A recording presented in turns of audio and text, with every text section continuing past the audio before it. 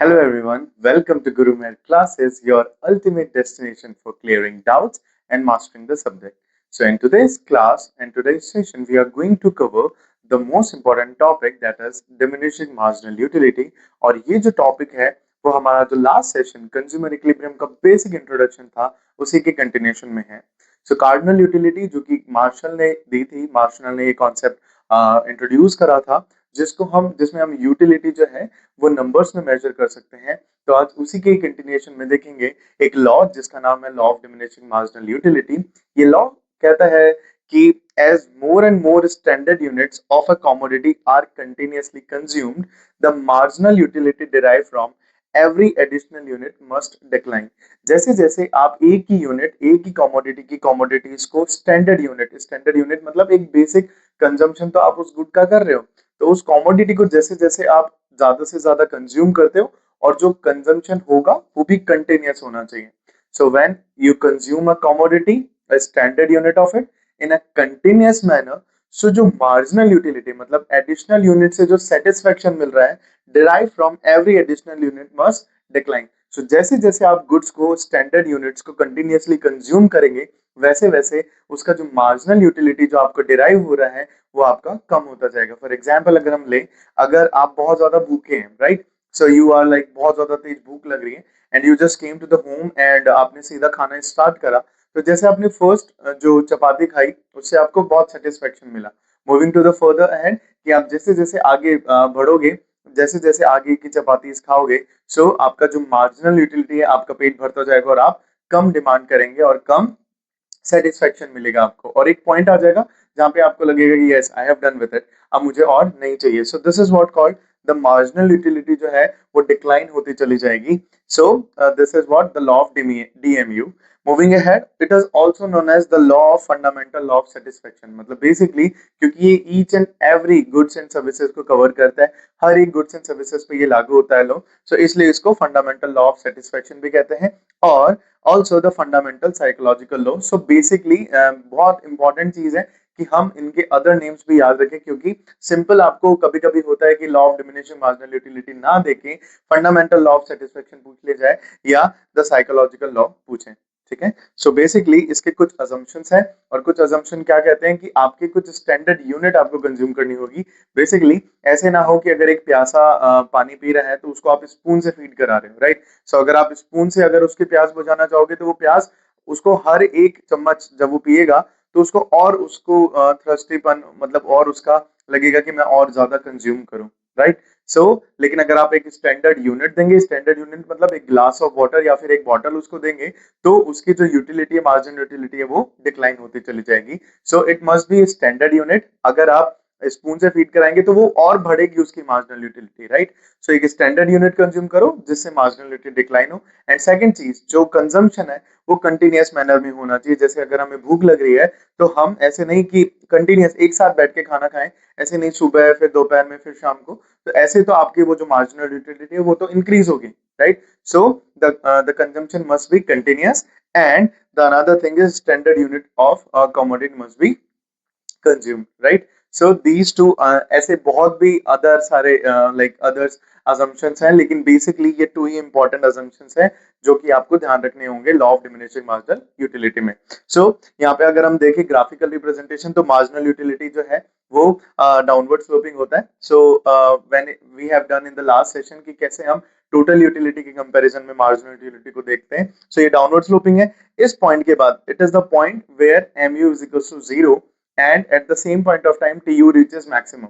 हमने लास्ट की क्लास में पढ़ा था इन दोनों के बीच में रिलेशनशिप कि जब टी यू इंक्रीज होता है एम यू डिक्रीज होता है, जब टी यू मैक्सिमम पे पहुंचता है एम यू जीरो हो जाता है, और जब टी यू डिक्लाइन होने लगता है तो एम यू क्या हो जाता है, नेगेटिव हो जाता है. So I have also written over here zone of dissatisfaction when T U decline. जब टी यू डिक्लाइन होने लगता है तो वो डिससैटिस्फैक्शन वाला फेज आ जाता है और वहां पे एम यू जो नेगेटिव हो जाता है. So this is what the law of diminishing marginal utility. Now come to the consumer equilibrium in case of single commodity and in case of double case commodity. So let's start with the concept of consumer equilibrium. Consumer equilibrium का concept क्या कहता है कि it refers to the situation wherein a consumer gets maximum satisfaction out of his given income and he has no tendency to make change in his existing expenditure. क्योंकि like एक person को अगर आप बात करो कि वो लाइक रेफर मतलब मैक्सिमम सेटिस्फेक्शन में जब रहता है, क्योंकि जब वो अपने इनकम गिवन इनकम में से जितना भी वो खर्चा कर रहा है उससे वो उसको मैक्सिमम सेटिस्फेक्शन मिल रहा है, means he has no tendency to make change in his existing expenditure, क्योंकि उसको मैक्सिमम सेटिस्फेक्शन मिल रहा है। और जब वो सिचुएशन आती है कि जब वो अपना जितना उसकी इनकम है उससे वो खर्च करने पे जितना उसको सेटिस्फेक्शन मिल रहा है उससे वो खुश हो जाए, तो उसको हम कहते हैं consumer equilibrium. So basic assumptions इसके कुछ हैं। First one is rational consumer. एक कंज्यूमर का रैशनल होना क्या होता है? बेसिकली हम बात करें कि एक कंज्यूमर क्या चाहता है, मतलब अगर हम भी मार्केट में जाके अगर कोई चीज खरीदते हैं तो हमारी दो चीज पे हम फोकस करते हैं। फर्स्ट ऑफ ऑल वो चीज हमें पसंद है और जो प्राइस हम पे कर रहे हैं वो सबसे कम हो, राइट? सो कम से कम प्राइस में ज्यादा से ज्यादा चीज लेना ये कंज्यूमर की सबसे बड़ी इंपॉर्टेंस होती है और वो इसी चीज पे फोकस करता है। Then only you can say the consumer is in equilibrium, right? So basically एक रैशनल कंज्यूमर का होना क्या कहता है? So two things must be there. So first one is gets maximum satisfaction, gets maximum satisfaction with the minimum amount of income. और second क्या है? With spending minimum amount of income, minimum amount of income, मतलब वो कम से कम पैसा खर्च करना चाहता है और ज्यादा से ज्यादा उसको सेटिस्फेक्शन मिले, यही एक रैशनल कंज्यूमर चाहता है। Next one is cardinal utility. Cardinal utility means ऐसी यूटिलिटी जिसको आप नंबर्स में मेजर करते हो। सो बेसिकली हम बात ही किसकी कर रहे हैं? Cardinal utility consumer approach, consumer equilibrium approach. So इसके अजम्पशन में भी क्या आता है कि कार्डिनल यूटिलिटी में आप उसको मेजर करेंगे। नेक्स्ट इंडिपेंडेंट यूटिलिटी है, मींस एक चीज का कंजम्पशन किसी दूसरे कंजम्पशन के ऊपर डिपेंडेंट नहीं होगा। मतलब आप एक चीज कंज्यूम कर रहे हो तो उसकी यूटिलिटी आपको अलग मिल रही है और किसी दूसरी चीज को कंज्यूम करोगे तो उसकी यूटिलिटी अलग होगी, एक दूसरे के ऊपर कोई भी डिपेंडेंट नहीं होगा। मींस अगर किसी को कॉफी पसंद है तो वो कॉफी को कंज्यूम करके मैक्सिमम सेटिस्फेक्शन मिलेगा, और अगर किसी को टी पसंद है तो वो टी पी के उसको मैक्सिमम सेटिस्फेक्शन मिलेगा। So both the things are independent to each other और बोथ की यूटिलिटी, दोनों की यूटिलिटी अलग अलग रहेगी। सो इंडिपेंडेंट यूटिलिटी की बात होती है। और लास्ट और मोस्ट इंपॉर्टेंट असम्पशन कि marginal utility of money is constant. Basically ये बात करता है कि होती क्या है marginal utility of money? Marginal utility of money है वर्थ ऑफ अ रुपी, मतलब एक रुपए में आप कितना एक्सपेक्ट कर रहे हो कि मुझे कितना यूटिलिटी मिलेगा। So it is the satisfaction, आप जो satisfaction that the consumer expect कर रहे हैं to derive by spending 1 rupee on any commodity. 1 रुपया मैं किसी कमोडिटी को खर्च कर रहा हूँ, किसी कमोडिटी के ऊपर खरीद के खर्च कर रहा हूँ, तो उससे जो मिलने वाला जो एक्सपेक्टेड मेरे को रिजल्ट है, उससे एक्सपेक्टेड जो सेटिस्फेक्शन है, उसी को मैं क्या कहूंगा? Marginal utility of money. और वो मैं मानता हूँ कि कांस्टेंट है। फॉर एग्जांपल अगर आप 1 रुपी स्पेंड कर रहे हैं किसी पे, ₹1 आपने स्पेंड करा और उस 1 रुपी में आपको ए, बी और सी, मतलब ऐसे करके टोटल आपने कमोडिटी कंज्यूम करी और इनसे मान लो आपको 10 यूटाइल्स का आपको सेटिस्फेक्शन मिला, तो आपने एक फिक्स कर लिया कि जब भी मैं 1 रुपी स्पेंड करूंगा तो मुझे 10 यूटाइल्स का सेटिस्फेक्शन मिलेगा। So when ever you gonna spend ₹1, you are expecting that I am getting 10 utils, right? So that is constant, that is आपने वो एक बेंचमार्क बना दिया है कि जब भी मैं 1 रुपी स्पेंड करूंगा मुझे 10 यूटाइल्स का सेटिस्फेक्शन मिलना चाहिए। So that is known as worth of a rupee. तो आपने 1 रुपी को वर्थ बता दिया कि मेरे को 10 यूटाइल मिलेगा, और वही आप क्या कर देते हो? कांस्टेंट कर देते हो। So right, so what is that sir? Marginal utility of money क्या रहेगा? कांस्टेंट रहेगा। So it is the satisfaction that the consumer expect to derive by spending ₹1 on any commodity.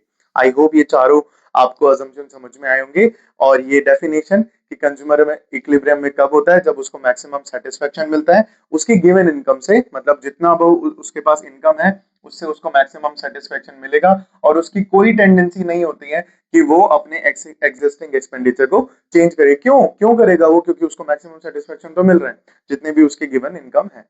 So I hope ये समझ में आया होगा consumer equilibrium का। अब हम देखते हैं कि वन कमोडिटी के केस में कैसे कंज्यूमर इक्विलिब्रियम फाइंड आउट होता है, और फिर हम देखेंगे टू कमोडिटीज केस में। Okay, let's understand the consumer equilibrium in case of one commodity.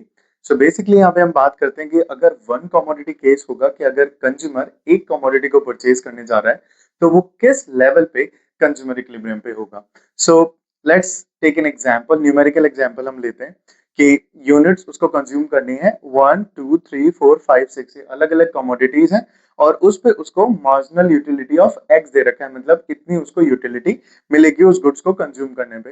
तो जब वो 1 यूनिट को कंज्यूम करेगा तो उसको 20 मार्जिनल यूटिलिटी मिल रहे हैं, फिर फर्दर यूनिट से इतनी इतनी उसको मार्जिनल यूटिलिटी मिल रही है। और ये भी डिसाइड कर देते हैं कि उसको प्राइस जो है वो फिक्स दे रखी है कि उस कमोडिटी जो एक्स कमोडिटी है उसकी प्राइस जो है वो 4 है। Now comes to the basic important thing, that is the purchase of a commodity depends upon three factors. So basically 3 factors जो होते हैं उनके ऊपर डिपेंड करता है कि मैं उस कमोडिटी को परचेज करूंगा या नहीं करूंगा। So the first one is the price of a commodity. Basically जाते पहले हम पूछते हैं कि भैया ये कितने रुपए की है, right? So the price of a commodity is the most important. Next one is the marginal utility of a commodity, कि अगर मैं उसको एडिशनल यूनिट कंज्यूम करूंगा तो कितनी उससे मुझको यूटिलिटी मिलेगी।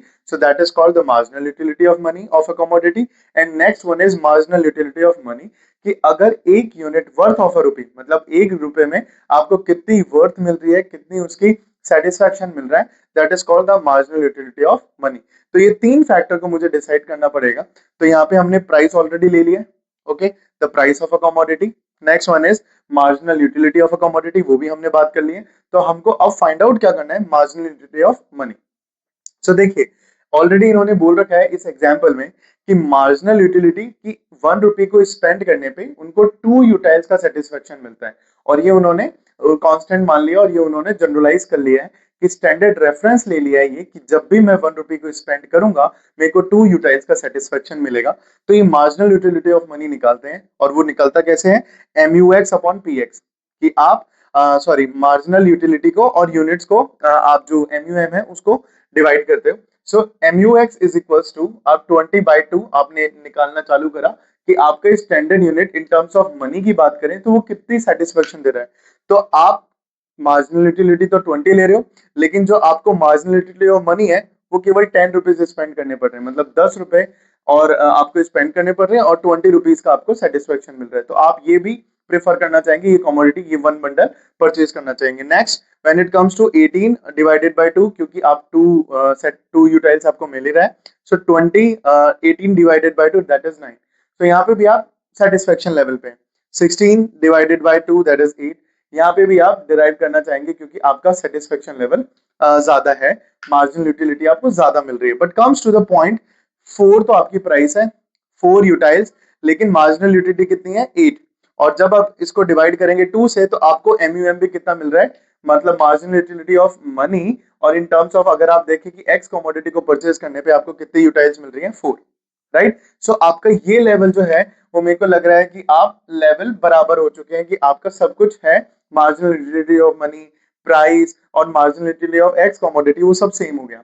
लेकिन अगर इससे ज्यादा स्पेंड करेंगे तो आपकी प्राइस ज्यादा लगेगी और आपको सेटिस्फेक्शन जो है वो कम मिलेगा, right? So this is the final point, this is known as the maximum level which consumer wants to go. So अगर हम इसको बात करें ग्राफिकल पॉइंट ऑफ व्यू से, तो हम इतनी प्राइस स्पेंड कर रहे थे, तो ये वाला जो पार्ट है वो स्टार्टिंग वाला पार्ट है, कि जब हम 10 रुपीज, 9 रुपीज या 8 कमोडिटी हमें मिल रही है, वो जो मार्जिनल यूटिलिटी ऑफ एक्स मिल रहा है, सो हम इस एरिया में। बट ये वाला जो पॉइंट है, it is the point where 4 like आपको प्राइस स्पेंड करनी पड़ रही है, मतलब ये जो प्राइस है आपने कांस्टेंट मान रखा है, right? PX is the straight line, क्योंकि आपने कांस्टेंट मान रखा है एक्स को, प्राइस को। So price PX is a straight line, आपने वाई एक्सिस पे शो कर रखा है कि मार्जिनल यूटिलिटी और प्राइस, और ये आपने कमोडिटीज की, आप कितनी कमोडिटीज एक्स कमोडिटी की बाय करेंगे। सो आप 4 कमोडिटीज को बाय करेंगे, क्योंकि आपके पास यहाँ पे कितना आ रहा है, 4 आ रहा है। सो 4 तो आप बाय करोगे कमोडिटीज, और जब आप प्राइस 4 होगा, सो दिस इज द पॉइंट, ये वाला जो पॉइंट है, जब आपकी 4 प्राइस किसके बराबर आ रही है, 4 कमोडिटीज के, so this point is known as the point of consumer equilibrium in case of 1 commodity, क्योंकि आपने 1 कमोडिटी परचेज करी है, तो जब आप इन दोनों को कंबाइन कर देंगे तो यही पॉइंट क्या कहलाएगा, पॉइंट ऑफ कंज्यूमर इक्विलिब्रियम, जहां पे हम PX is equals to MUX हो जाएगा, क्योंकि marginal utility of X commodity जो डिराइव करा है वही किसके बराबर हो जाएगा, प्राइस ऑफ एक्स के। सो बेसिकली 3 चीजों पे ध्यान देना है, पहला प्राइस ऑफ अ कमोडिटी पे जो कि कांस्टेंट हमने मान रखा है, second marginal utility of x जो कि हमने डिराइव करी है, और मार्जिनल यूटिलिटी ऑफ मनी, ठीक है? अब हम इस डिराइव करते हैं, तो कैसे हमने क्या क्या डिराइव करा है। सो बेसिकली मार्जिनल यूटिलिटी जो कर्व है वो एक डाउनवर्ड स्लोपिंग कर्व है। सो ये वाला जो कर्व दिख रहा है आपको, so this curve is known as marginal utility curve. ये डिराइव होने पे डिक्लाइन हो रहा जा रहा है, जैसे जैसे आप एक्स कमोडिटी को कंज्यूम कर रहे हैं उतना ही ज्यादा वो डिक्लाइन होता जा रहा है. सो px indicates the price of the market price of x commodity. It is fixed for the consumer and it is taken equal to the 4. आपने 4 रुपीज के बराबर ले ली और इसको क्या मान लिया आपने, कांस्टेंट मान लिया. Next, each point on MUX shows MUX in terms of money. मतलब जितना भी आप जो भी इस पे पॉइंट पे आ रहा है, मतलब आप ये क्या बता रहे हैं कि एक consumer, it indicates the price, एक प्राइस जो कि कंज्यूमर इज विलिंग टू पे for the each successive unit of A commodity. जैसे जैसे वो आगे की कमोडिटीज खरीदता है तो उस पे जो स्पेंड होने वाली प्राइस है, उस पे जो खर्च करने वाला रुपया है, वो इस MUX पे शो होता है, right. So equilibrium is stuck. Equilibrium कहाँ स्टक होगा, कहाँ वो इक्विलिब्रियम पे होंगे, इस पॉइंट एट सी, जहां पे वो सी पॉइंट पे मिल रहे हैं. क्योंकि when the price is willing to pay, when the like जो प्राइस वो देना चाहता है, मतलब what he is willing to pay is equals to what he actual pays, right. कि जो वो पे करना चाहते हैं और जितना उसने पे किया, जब वो दोनों पॉइंट इक्विवेलेंट हो जाते हैं, then it is known as the point of consumer equilibrium. I hope समझ में आया होगा. Basically the most important point is MUM is equals to MUX upon PX. जो मार्जिनल यूटिलिटी ऑफ मनी आप निकालते हो इन सिंगल कमोडिटी, तो वो कैसे निकलता है, marginal utility of X commodity divided by price of X commodity. And this is how we are able to get the consumer equilibrium in case of one commodity. I hope ये समझ में आया होगा. अब हम बात करते हैं सेकंड टू कमोडिटी के केस में कंज्यूमर इक्विलिब्रियम कैसे समझते हैं. Okay, now comes to the concept of consumer equilibrium in case of two और सेवरल कमोडिटीज. नाउ अब हम देखते हैं कि टू कमोडिटीज या दो से ज्यादा कमोडिटीज में अगर कंज्यूमर इक्विलिब्रियम देखना हो तो हम कैसे फाइंड आउट करेंगे कि कैसे कंज्यूमर इक्विलिब्रियम निकलेगा. सो अगर मैं रिवाइज करें अभी पिछले वाला, so marginal utility of money is equals to MUX upon PX. मतलब एक्स कमोडिटी से जो मार्जिनल यूटिलिटी आ रही है divided by the price of X commodity, ये था सिंगल कमोडिटी के केस में. तो ऐसे ही अगर एक्स कमोडिटी है, वाई कमोडिटी में देखें तो MUM is equals to MUY upon PY हो जाएगा, राइट. ऐसे ही होगा. ऐसे ही कोई Z कमोडिटी होगी तो MUZ upon PZ, right. So इस तरीके से हम अलग अलग सिंगल सिंगल कमोडिटीज को कंज्यूमर इक्विलिब्रियम निकाल सकते हैं. And when we combine together तो हमें इस तरीके की कुछ इक्विलिब्रियम आएगी, इस तरीके की कुछ इक्वेशन आएगी, जिसे हम कहेंगे MUM is equals to MUX upon PX is equals to MUY upon PY. और डैश डैश डैश करके हम ये MUN टर्म तक जा सकते हैं upon price of n term, right. So इस तरीके से हम टू कमोडिटीज या फिर मल्टीपल कमोडिटीज के कंज्यूमर इक्विलिब्रियम को निकाल सकते हैं. अगर हम MUX और MUY को एक साथ लेके आए तो ये इक्वेशन भी बन सकती है, that is MUM is equals to MUX upon MUY is equals to PX upon PY and so on, right. So to commodities के केस में अगर हम देखें तो ये हमारा कंज्यूमर इक्विलिब्रियम पॉइंट होता है. अगर हम ग्राफिकल रिप्रेजेंटेशन देखें तो on the X axis we are representing on the Y axis we are representing MUX. और ये मेरा क्या है, एक्स एक्सिस है, इस पे हम कंजम्पशन ऑफ एक्स कमोडिटी ले रहे हैं. वहीं अगर हम y एक्सिस पे देखें तो हम MUY ले रहे हैं और ये हम ले रहे हैं consumption of y commodity. Now basically ये मेरा कौन सा कर्व हो गया, मार्जिनल यूटिलिटी ऑफ y, और ये हो गया मेरा मार्जिनल यूटिलिटी ऑफ x. दोनों डिमिनिशिंग है, दोनों डाउनवर्ड स्लोपिंग है. एंड जहां पे ये इंटरसेक्ट कर रही है, that point is known as MUX upon is equals to MUY. और यही वाला पॉइंट हमने यहाँ पे बात करी है, right. So MUM is equals to MUX upon MUY is equals to PX upon PY. हमारी टू इक्विलिब्रियम टू कमोडिटीज के केस में इक्विलिब्रियम पॉइंट होता है. नाउ एक नया पॉइंट निकल के आता है जिसको हम इक्वी मार्जिनल यूटिलिटी कहते हैं, the law of equi marginal utility, right. So ये लॉ क्या कहता है, so this law states that a consumer strikes equal equilibrium when the last rupee gives him the equal marginal utility whether he spends on good X और good bye. मतलब simply एक consumer वहां equilibrium पे होगा जहां वो अपना जो लास्ट रुपी स्पेंड कर रहा है, राइट. सो उससे जो मिलने वाली जो उसको मार्जिनल यूटिलिटी है, वो दोनों चाहे वो एक्स गुड पे खर्च करें चाहे वो वाई गुड पे खर्च करे, तो उसको सेम लेवल ऑफ सेटिस्फेक्शन मिलेगा. So the last rupee gives him the equal marginal utility. वो उसको इक्वल मार्जिनल यूटिलिटी दे रहा है चाहे वो आप स्पेंड कर रहे हो गुड एक्स पे या फिर गुड वाई पे. सो आपको same level of equi marginal utility मिलेगी चाहे वो गुड एक्स या गुड वाई. इसलिए this law is known as the law of equi marginal utility. Again please try to understand, आपका लास्ट रुपी जो spend कर रहे हो, which you want to spend gives the equal marginal equity. Equal marginal utility मिल रही है आपको, चाहे वो गुड एक्स पे हो चाहे गुड वाई पे, इसलिए आप इक्वी मार्जिनल यूटिलिटी उस लॉ को कह रहे हो। और जहां पे ये दोनों इक्वल होते हैं वहीं M U X is equal to M U Y होता है। एंड इक्वेशन क्या होती है, M U M is equal to M U X upon M U Y is equal to P X upon P Y. So here we have done with the consumer equilibrium in case of when you talk about cardinal utility.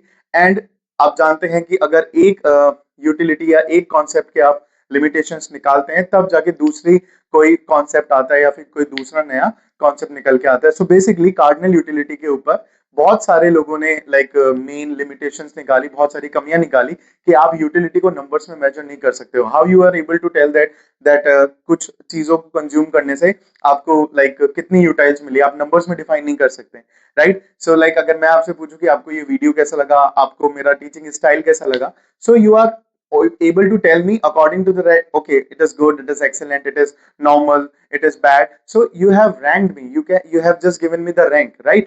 या तो आप order दे सकते हैं या rank कर सकते हैं। Basically Hicksian approach आती है जो कहती है कि ऑर्डिनल यूटिलिटी होती है, ordinal utility is means you can rank, right? The utility can be rank or can given with the order. So अगले लेक्चर में हम पढ़ेंगे या अगले सेशन में हम पढ़ेंगे क्या होती है ऑर्डिनल यूटिलिटी और क्या है हिक्सियन अप्रोच। सो मिलते हैं नेक्स्ट सेशन में, तब तक के लिए please do like share and subscribe and पढ़ते रहिए। और कोई भी डाउट हो तो कमेंट सेक्शन में आप जरूर बता सकते हैं। Thank you so much, have a good day.